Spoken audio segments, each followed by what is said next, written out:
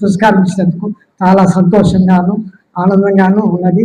ఎందుకంటే నాకు వెలగా ముందు నేను మాట్లాడే ముందు నా వెలగా వెంకటప్పయ్య గారితో పరిచయం. నేను 1978లో రాష్ట్ర గ్రంథాలయంలో అసిస్టెంట్ లైబ్రరీగా నా కోర్స్ అయిన తర్వాత చేరాను. ఆ టైంలో 81, 82 పరిచయంలో నా వెలగా వెంకటప్పయ్య గారు పరిచయం గారు. వారు వికారాబాద్ ఏరియాలో సెక్రటరీగా పనిచేసేవాళ్ళు. అలాంటప్పుడు నేను ఆయన పేరు విన్నాను, కానీ నాకు ఎటువంటి పరిస్థితుల్లోనూ అవకాశం దొరకలేదు. కానీ అక్కడ వచ్చి ఉన్నందు వల్ల నాకు వెలగా వెంకటప్పయ్య గారితో పరిచయం ఏర్పడింది. ఆ పరిచయం దాదాపు 2-3 దశాబ్దాలుగా పోతూనే ఉన్నది. ఆయన చేసే ప్రతి కార్యక్రమంలో నేను, మా మిత్రుడు డాక్టర్ రమేష్ బాబు గారు ఇద్దరు కూడా ప్రతి చోట మేము పాల్గొనే వాళ్ళం. పోయిన సంవత్సరం జూన్ 12వ తారీఖున ఆయన విగ్రహావిష్కరణ వచ్చినప్పుడు తెనాలికి వచ్చి మళ్ళీ వెళ్ళామన్నమాట. ఇలా మాకు ఆయనతో ఇలాగే కాకుండా పరిచయం చాలా అయ్యింది. అవడమే కాకుండా ఆయన తరపున మేము ఈ గ్రంథాల శాస్త్ర సంబంధించిన పుస్తకాలను తెలుగులో అనువదించడాలు ఇవన్నీ కూడా చేయడం జరిగింది. నాకంటే ఆయన మాకు ఆయన అంటే చాలా గౌరవం కూడా ఉండేది. ఆయన ఎప్పుడు కూడా తిరుపతికి వస్తూనే ఉండేవారు ఏదో విధంగా. అప్పుడు తప్పకుండా కలిసేవాళ్ళు. నడుచుకుని పోతాడు ఆయన. రండి పోతాము, ఆటోలో పోతాము, కార్లు పోతాము అంటే లేదు నేను నడుస్తాను అని అతను. రెండో ప్రాంతంగా నాకు నచ్చిందంటే ఆయన ఒక పేపర్ను వేస్ట్ చేయడు. ఒక పక్క కొద్ది ఖాళీగా ఉన్నాడు, ఆ చిన్న పేపర్ను కట్ చేసుకొని అక్కడ రాసి పంపుతాడు. ప్రతి ఒక్కటి కూడా కార్డు ముక్క తర్వాత ఏది వాడరు. ఇలాంటి చాలా మంచి లక్షణాలు ఉన్నాయి. అది కాకుండా ఆయన గ్రంథాలయ శాస్త్రంలో ఇక్కడ గ్రంథాల ఉద్యోగంలో చాలా పాల్గొన్నారు. ఇంకా అలాగపోతే ఐఐటి గారి గురించి చెప్పాలంటే కష్టం. ఎందుకంటే మేము చదువుకునే రోజుల్లో పాఠ్య పుస్తకాల్లో ఆయన పేరు విన్నామే కానీ నాకు చూసుకునే ఆ భాగ్యం ఎంత లేదు.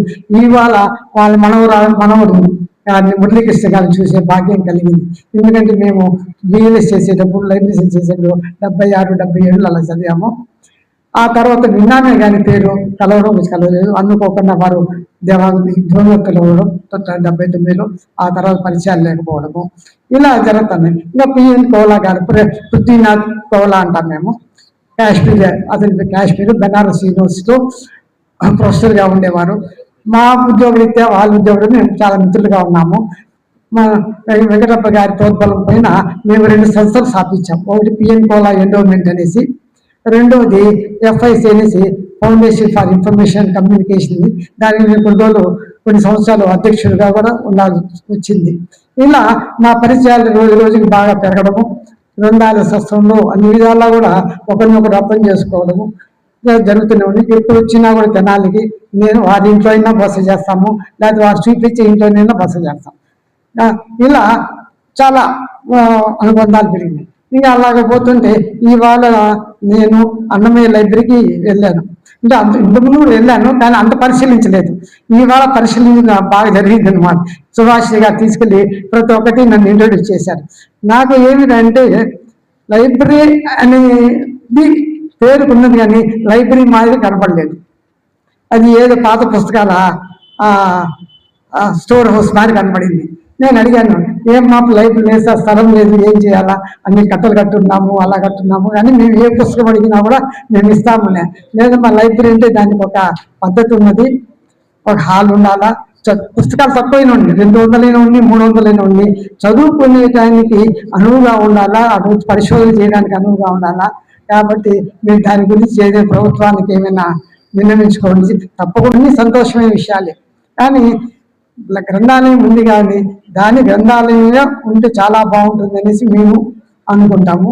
ఇలా కొన్ని నిజంగా డిస్కషన్స్ కూడా జరిగినాయి. ఆయనతో కూడా మేము చాలా సంతోషం ఆమె అన్నారు. కానీ కొందరు అంటారనమాట, ఈ కాలంలో కూడా గ్రంథాలు పుస్తకాలు అవసరమా అనేసి. ఖచ్చితంగా అవసరమే. పాత పుస్తకాలు ఖచ్చితంగా అవసరం. పాత పుస్తకాలు, కొత్త పుస్తకాలు కానీ ఏవైనా కానీ పుస్తక పఠనాన్ని ఖచ్చితంగా కావాల్సిందే. అది లేకుండా మాత్రం ఉండాలి. ఇవాళ డిజిటల్ చేశారు, అవి చేశారు, అవన్నీ దొరుకుతున్నాయి కదా అంటే దొరుకుతాయి, కానీ చదవడానికి వీలు పడదు. ఇది 40 సంవత్సరాల కిందటే మేము 30 సంవత్సరాల కింద మేము లైబ్రరీ అమెరికన్ లైబ్రరీకి పోయినప్పుడు వాళ్ళు అలా డిజిటల్ పేపర్లు పెడుతుంటే ఇదేంటంటే ఎలా చదువుతారు, రోజు తిప్పుకుంటూ కూర్చోవాలన్నా, పట్టుకోవాలన్నా, తిప్పడానికి లేదా ఇలా అని చాలా విమర్శించాము. అయినా కూడా ఏంటంటే వాళ్ళ పద్ధతి వాళ్ళు పోతున్నది, అది డిఫరెంట్. కాకపోతే మనం ఏం పుస్తకాలని దాన్ని ఫిజికల్గా భౌతికంగా చదివితేనే మనకు బాగా అర్థమవుతుంది. అది మేము కూడా చేస్తాం. డిజిటల్గా ఎంత ఉన్నా కూడా, పీడిఎఫ్లు ఎన్ని ఉన్నా కూడా, ఇవన్నీ ఎన్నున్నా కూడా పుస్తకాలు ఉంటాయి, గ్రంథాలు ఉంటాయి, ఇంకొక పక్కేమో డిజిటల్ ఉంటాయి. మా దగ్గర కూడా టీటీడీలో, తిరుపతి టీటీడీలో కూడా అన్ని ఆధ్యాత్మిక గ్రంథాలు, రిలీజియస్ బుక్స్ అన్ని కూడా డిజిటలైజ్ చేశారు. కానీ ఈ రోజు కూడా కొన్ని కోట్లు పెట్టారు దానికి, డిజిటల్ లైబ్రరీ స్కీమ్ కింద. రాజకీయం అనేది, పుస్తక పఠనం అనేది, రీడింగ్ హ్యాబిట్స్ అనేది మనకు కంపల్సరీగా ఉండాలా.